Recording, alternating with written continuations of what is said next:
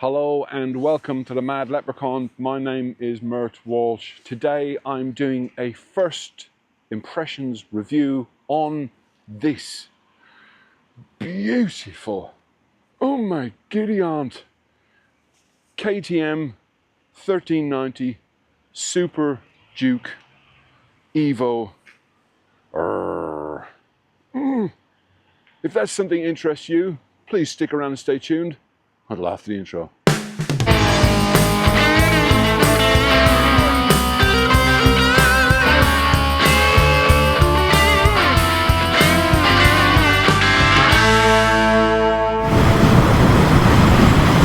Right, so just come down the dual carriageway, and clearly the bike can ride on a dual carriageway.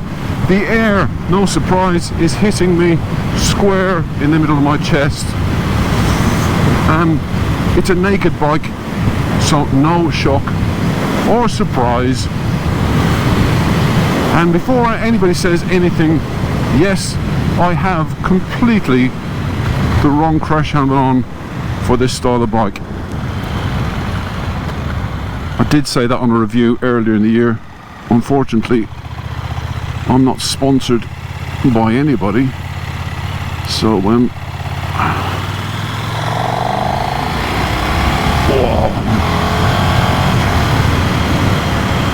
I just have to save up my pennies.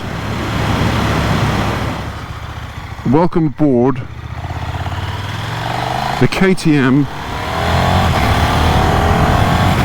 1390 Duke.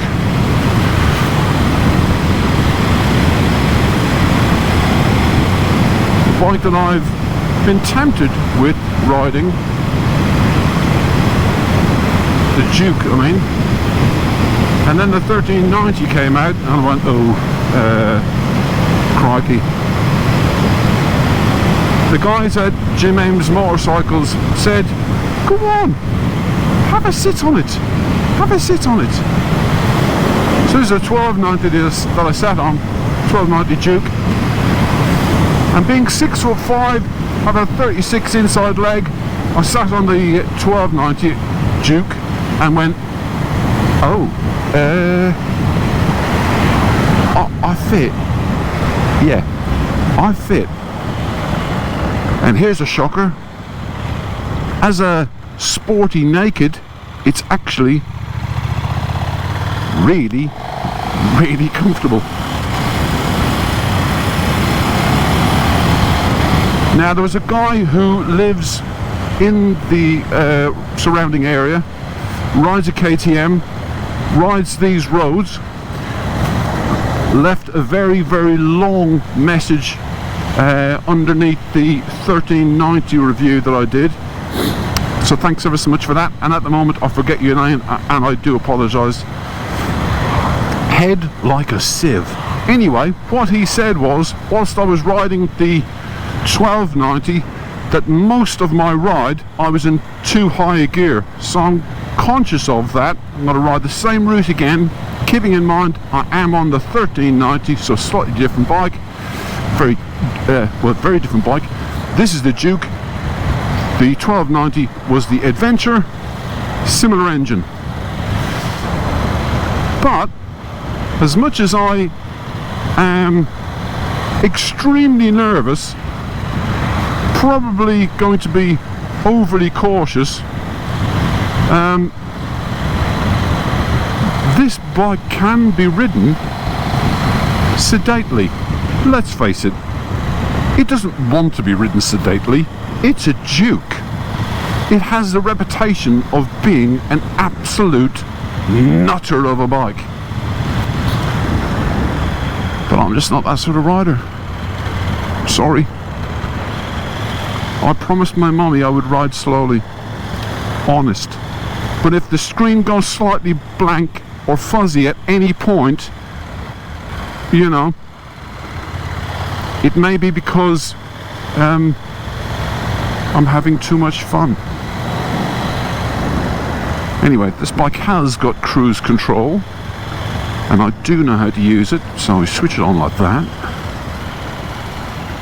So you activate the cruise control And then to set the cruise control, we go set, and then we can take our hand off. So that when we're riding through a village like this, we can have a little more sit up. We can rest the right hand, because let's face it, the right hand does need a rest occasionally. And then we're not breaking the speed limit, we're not annoying the neighbours, and we can view the scenery as we pass through the village. Yeah, I was surprised. Sitting on the bike, I expected the seating position to be particularly cramped. I have got the balls of my feet on the footrests, and my heel is basically in line with my hip, and my shoulder is definitely quite a way forward of my hip. So it's quite sporty.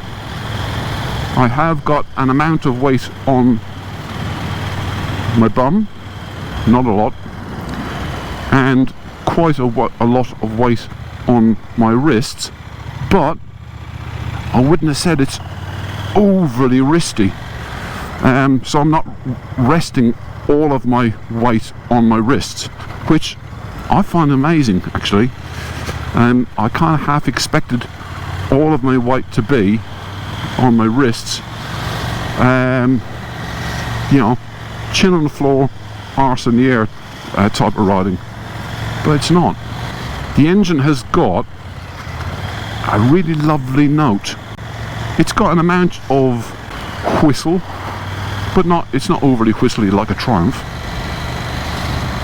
But when you crank it, it makes almost like a growl. This bike's got the quick shifter, KTM quick shifter enabled, and it is very, very smooth, very, very smooth.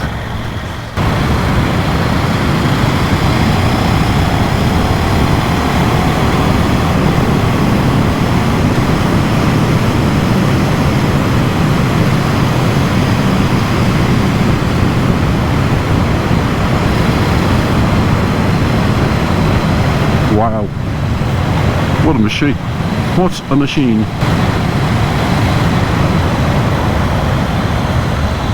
The brakes are epic.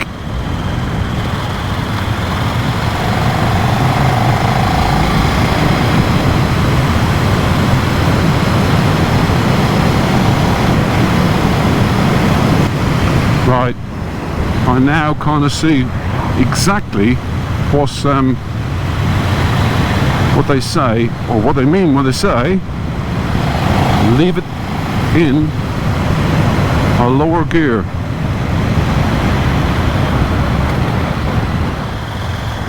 Tell you what, when you leave it in third gear and try and do 30 miles per hour, the amount of usable throttle before the bike decides it's going to go absolutely ballistic is not a lot.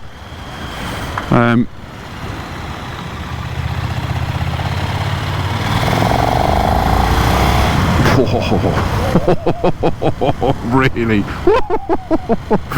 Oh my god. Yeah, I just give it a tickle then, and it's yeah. Oh my god. She's a bit of an animal. That was Pepperami, wasn't it? That was a bit of an animal.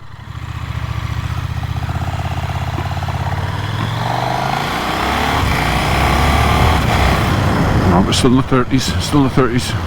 Behave, behave.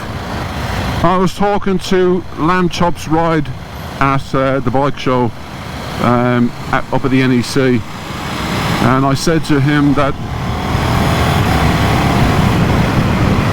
basically if there was a spectrum, he's at one end of it and I'm kind of at the other end of it.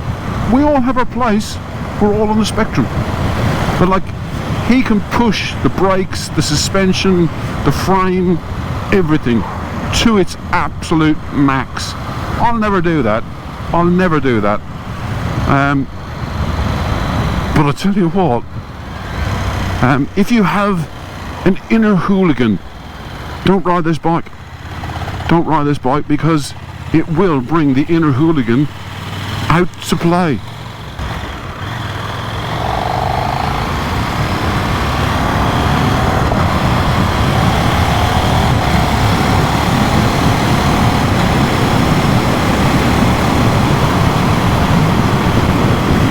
What I find on some bikes that I've test rode over the last year is midway through a corner, when you're pushing on, you can feel an amount of movement from either the suspension or the tyres. This bike, yeah, no movement. Very, very sporty, very, very supportive, and very, very sure-footed. Yeah. Oh my god! It just more. Just give me more. Woo!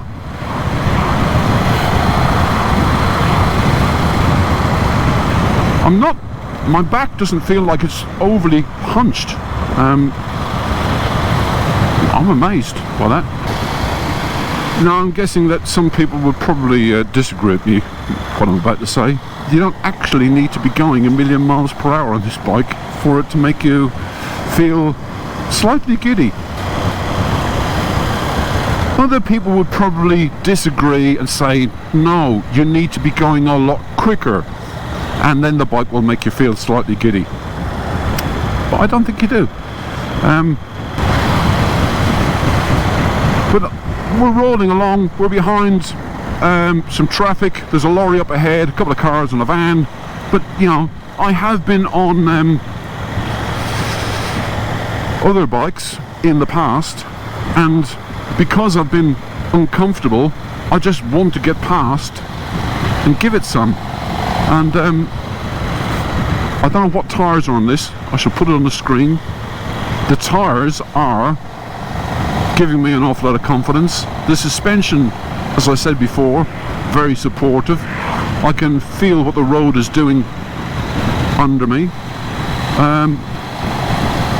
Point it in the general direction of a corner, and it goes round beautifully. Thought it was worthwhile drawing your attention to the new KTM variable valve timing.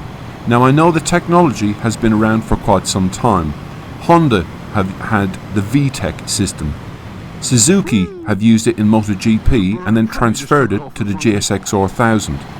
BMW obviously have used it in the GS range, but it is rare to see bikes that can change the cam duration and lift, which is what KTM's camshaft system achieves, with the aim of achieving a broader spread of power across the torque and rev range. Not that the 1290 range was ever lacking in that department.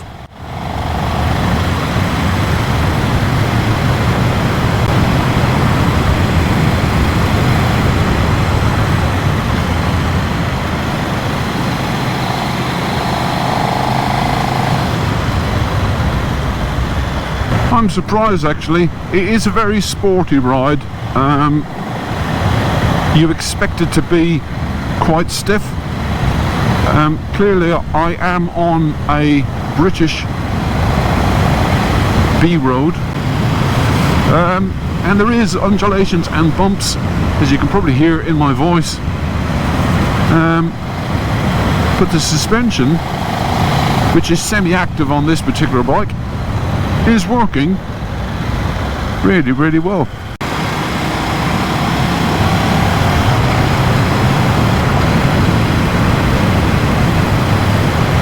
Right, I like it. I like it a lot.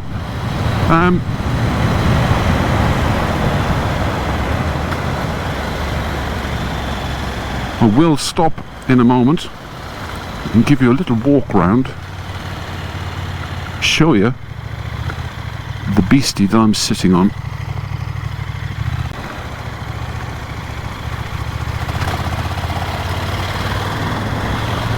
I'm going to leave that indicator on purpose. I want to see if it'll self. Yep, there you go. So the indicators do self-cancel.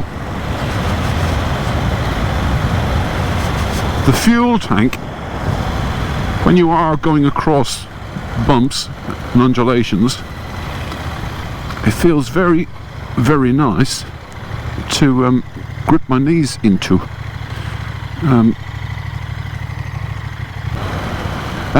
My cousin Carl, and I'm going to do a shout out to my cousin.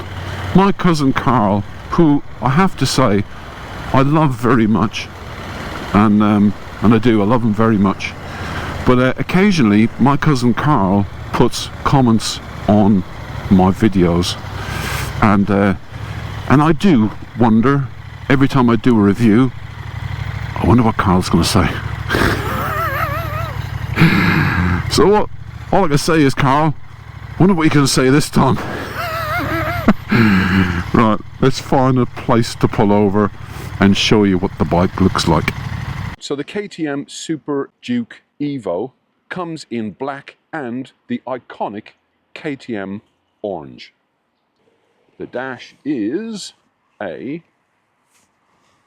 5-inch color anti-scratch TFT screen. The engine is 1350cc 2-cylinder 4-stroke 75-degree V-twin engine with 190 brake horsepower at 10,000 RPM. The engine produces 145 Newton meters of torque at 8,300 RPM. And the engine is liquid cooled. The KTM 1390 Super Duke R Evo boasts 5 unique riding modes, namely rain, street, sports, performance and track as an option. So the performance and the track are optional extras. Standard ones are rain, street and sports.